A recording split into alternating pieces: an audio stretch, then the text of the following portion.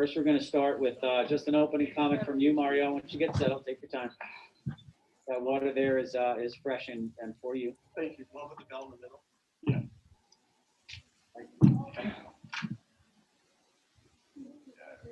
Why don't you tell us, after you get settled, tell us opening comment about your performance tonight.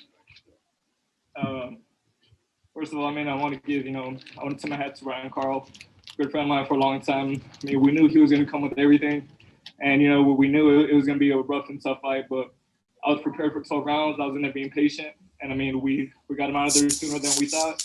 But, again, I mean, I went in there just taking my shots. It took a minute to get used to the pressure he was putting because it was so awkward. But, I mean, I started to find my rhythm as the rounds kept on progressing.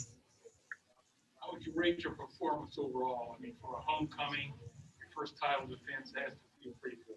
Yeah, no, it feels great. I rate my performance maybe a B. I mean, of course, there's other things that you can work on. I was having a little bit of trouble finding my jab, again, just because of how awkward he was putting the pressure. And but I mean, I felt, I was picking my shots were very nicely up the middle. I was slipping a lot of big shots. So, I mean, I would give myself a B. Questions here, guys? Hold on. Yeah, he seemed to come out more aggressively in the second round and kind of surprised you a little bit. Did he hurt you at any time at all? I mean, he was in there throwing bad intentions. He landed some odd punches, but again, it was just just taking me a minute to find my rhythm. But I mean, there wasn't anything that hurt me. There wasn't anything that really was offsetting to me. As far as homecomings go, it'd been nice to have a packed house, but under the circumstances, were you satisfied with the crowd and your performance? I mean, like you said, I mean, of course, I wish that it could have been a packed house, but it couldn't. But I mean, I'm still very excited, with the outcome of this fight. I'm the first person from San Antonio who has ever defended the world title, so that's a huge honor. And I'm humbled to be one of the first person in San Antonio history, to accomplish that. Hey Mario, Mike Hoppinger here. Congratulations. Now you guys at PBC 140 pounds. Regis Prograis had a nice performance as well. Adrian Broner says he's going back to 140. Who do you want next? I mean, me being, a champion, I would like to unify with either Ramirez or Josh Taylor. I mean, those are huge fights. Me being the fighter I am, those are the fights that I want. But again, I mean, we're going to sit down with, my people, Al Heyman, my managers, and we're going to decide what my next move is. Right. But with Taylor and Ramirez expected to fight each other next, who if there's anyone you can pick between besides those two, is anyone that you like? Josh Taylor, his boxing ability, but I mean, again, the type of style that Ramirez has, he breaks a lot of people, and it's just a fight that, you would just have to just see unfold. Could you see tonight that Ryan was woozy after the headbutt? Did you really go after him after that, or what was your reaction? I mean, there was some big punches that I landed. I mean, before the headbutt that I saw in his body language, that really hurt him. I could hear him on the inside, with the body shots, and but I mean, again, it was a real fight. We clashed heads. I mean, it's part of boxing, but I mean, that wasn't the reason why he got out of there. Mario, congratulations. When Regis Prograis was in here earlier, he mentioned that he would like to fight you, obviously to get some version of the title back. What are your thoughts on that fight specifically, especially because Taylor and Ramirez could be a while before you would get the winner in that fight? I mean, I'm in the sport to give boxing fans, the exciting fights. I mean, a fight with Regis, I mean, it would be huge at 140, especially with him being, with the PBC team now. So I mean, that's a very likely fight to happen. Did you see it? Did you see his performance? Or I know you were getting ready for your own fight, obviously. Did you happen to see any of it in the locker room or anything, or no? I didn't see much. I just saw, when he started to land, I believe it was a left hook that he hurt him with.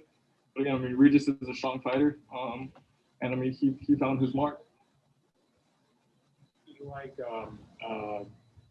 There were any ring rust? You had a 13-month layoff. Did you feel any ring rust tonight?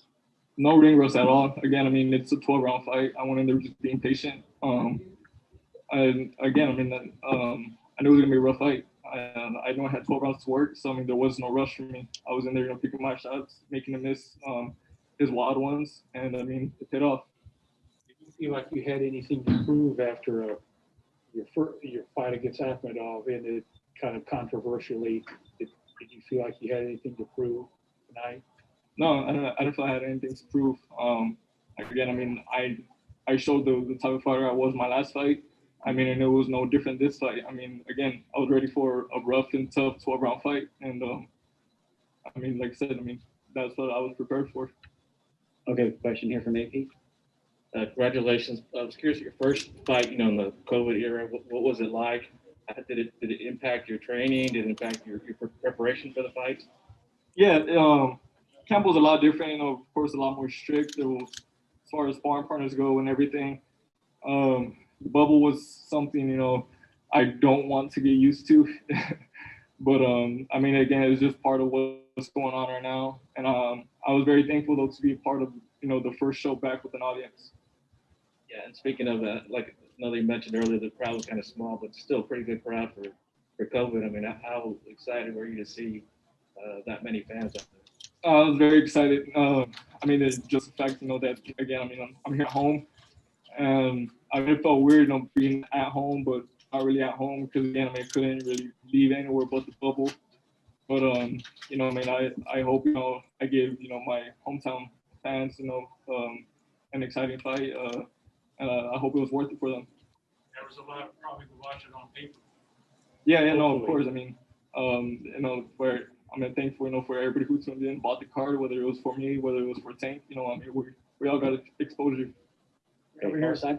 And Mario, where do you think your punching power ranks in the division? It seemed like you said, every time you were able to land clean with either hand, it hurt him. You could hear the thuds ringside. Where do you think it ranks at 140?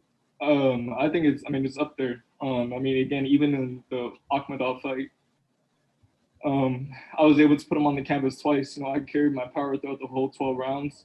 And I think it's definitely something that people in my division, should be aware of, that should be put on notice about. Hey, Mario, two questions. One is, did you feel the fight was, the stoppage was too late? I know you ended up knocking him out and you settled it, but did you think it should have been stopped earlier when he was all a little woozy and stuff? Yeah, I mean, again, that too, man. I know Ryan, I don't want to be in there, beating him down. I know his family very well, very respectful family, his team. But, I mean, I felt it was a little late, just given his body language, given the headbutt. But, I mean, there wasn't really, at that point, much hope.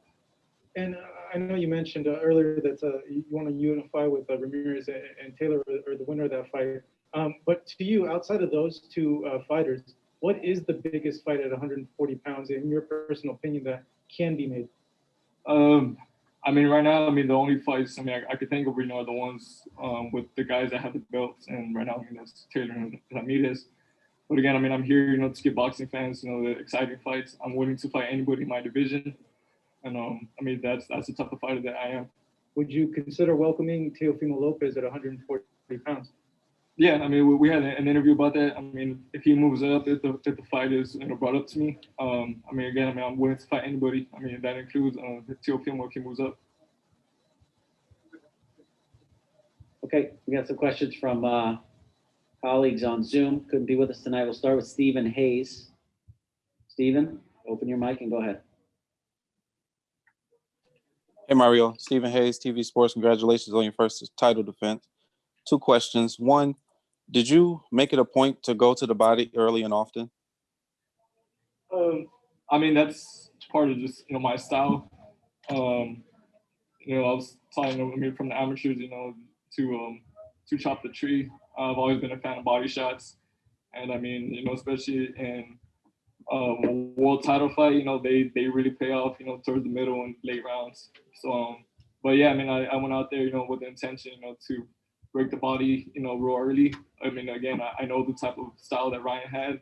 I knew if I didn't do anything to slow him down, it would stay a rough fight the whole 12 rounds. And number two, I know you said you were taking it one round at a time, but that sixth round, you seemed to come out there with a lot of determination. Did you feel at that point you could get him out of there? Yeah, I mean, I could, again, I mean, I was reading his body language in there.